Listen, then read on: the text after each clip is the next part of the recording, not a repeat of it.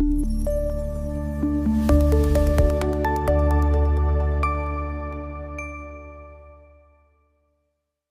everyone, welcome back. Congratulations, हमने successfully introduction to JavaScript and setup module complete कर लिया है। अब हम स्टार्ट करने वाले हैं next module variables and data types. इस मॉड्यूल में हम सीखेंगे कि वेरिएबल्स क्या होते हैं, डेटा टाइप्स क्या होते हैं और ये जावास्क्रिप्ट में इतने इम्पोर्टेंट क्यों हैं। तो चलिए शुरुआत करते हैं। What is a variable? एक सिंपल एग्जांपल से समझते हैं।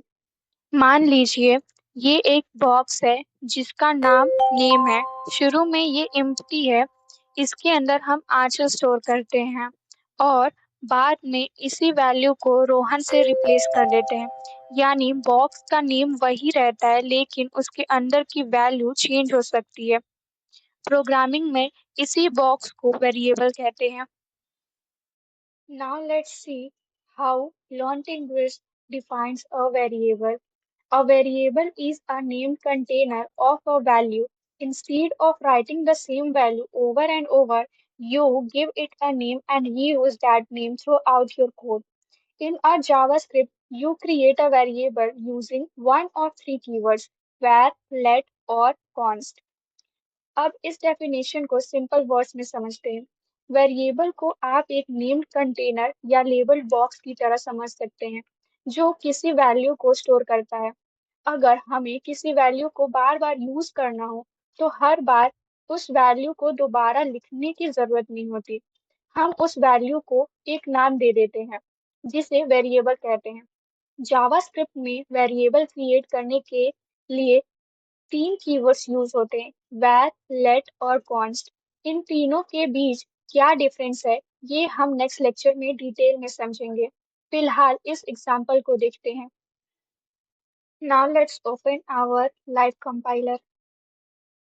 First I will write the code and then we will see what is the meaning of that code.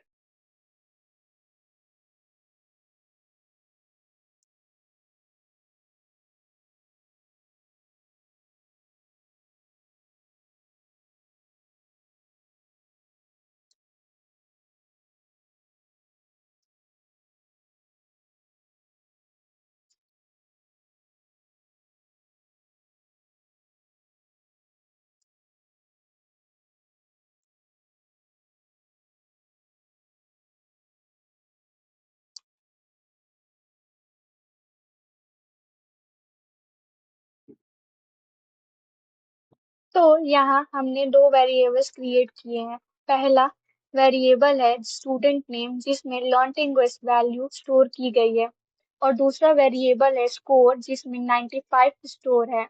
जब हम console.log का यूज करते हैं तो वेरिएबल के अंदर स्टोर वैल्यू आउटपुट में डिस्प्ले हो जाती है। इसी तरह हम किसी भी इंफॉर्मेशन को वेरिएबल में स्टोर करके जरूरत पड़ने पर यूज कर सकते हैं।